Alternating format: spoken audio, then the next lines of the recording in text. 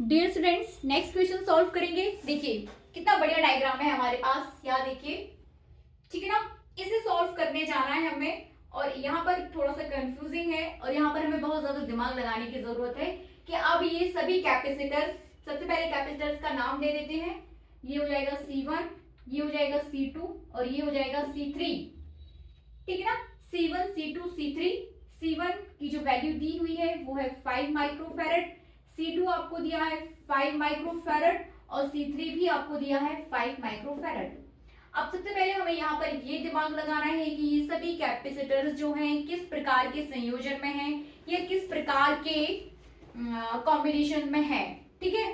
तो किस तरीके से हम यहाँ पे माइंड लगाएंगे, यहाँ देखिए। अब आप ये नहीं बोल सकते हैं कि C1 C2 के साथ जो है श्रेणी क्रम में है, या C2 C3 के साथ श्रेणी क्रम में है, या फिर C1 C3 के साथ समांतर क्रम में है, ठीक है। किस तरीके से यहाँ पर हम माइंड लगाएंगे, सबसे पहले यहाँ देखिए, चित्र को अपन थोड़ा सा रिकॉल करते हैं और यहाँ देखिए कि श्रेणी क्रम क्या होता है।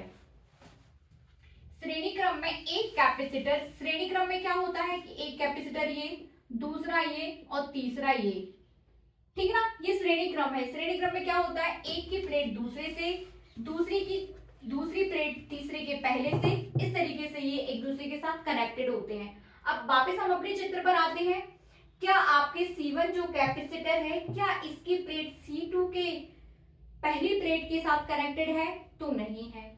क्या C2 की दूसरी प्लेट C3 के पहली प्लेट के साथ कनेक्टेड है? तो नहीं है। इसका मतलब ये है, ध्यान देने की बात यहाँ पर ये है कि C1 C2 के साथ या C2 C3 के साथ जो है श्रेणी क्रम में नहीं है, ठीक है ना। अब हमें देखना है कि ये जो है समांतर संयोजन किस तरीके से होता है।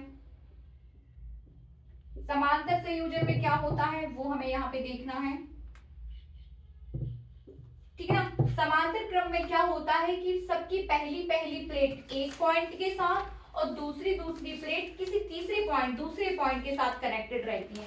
तो यहाँ देखिए, इसकी पहली प्लेट, सबकी पहली प्लेट ले लेते हैं हम। इसकी पहली प्लेट ये है, ठीक है ना।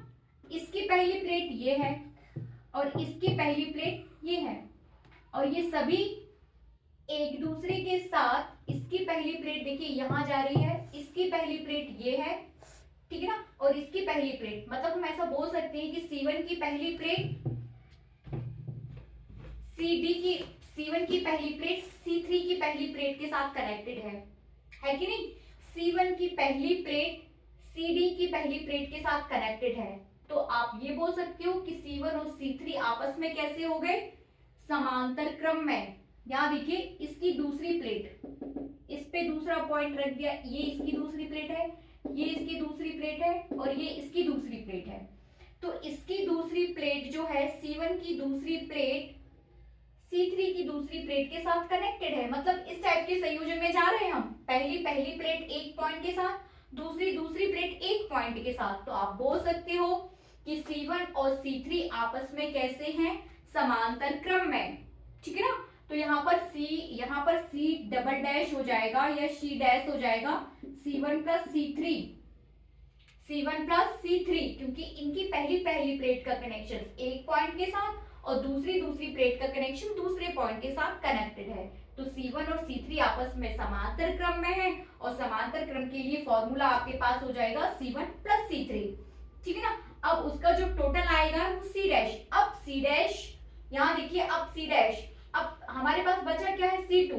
तो C2 की पहली प्लेट इन दोनों की कॉम्बिनेशन के साथ जो आपको मिलेगा, इसकी पहली प्लेट पॉइंट F के साथ और इसकी कॉम्बिनेशन के बीच जो दूसरा है, उसकी दूसरी प्लेट का कनेक्शन आपके पास किससे हो जाएगा, C से।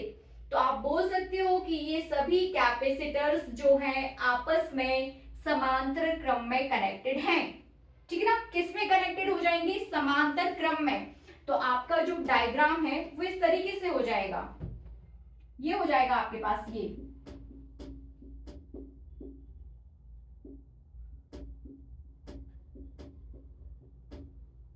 समांतर क्रम में हो जाएंगे सभी आपस में, ठीक है ना।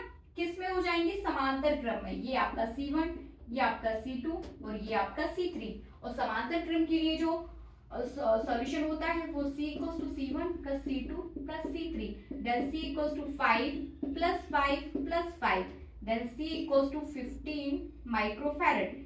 ये आपकी तुल्य धारिता हो जाएगी। ध्यान से देखिए, प्लेट का कनेक्शन देखिए, क्या पहली प्लेट दूसरे कैपेसिटर की पहली प्लेट के साथ कनेक्टेड है, ठीक है ना। एक कैपेसिटर की दूसरी प्लेट क्या दूसरे कैपेसिटर की पहली प्लेट के साथ कनेक्टेड है? यदि ऐसा नहीं है तो फिर वो सभी कैपेसिटर्स आपस में समांतर क्रम में हैं। तो ये जो डायग्राम है वो समांतर क्रम के संयोजन के फॉर्मूले के साथ ही सॉल्व होगा। Thank you.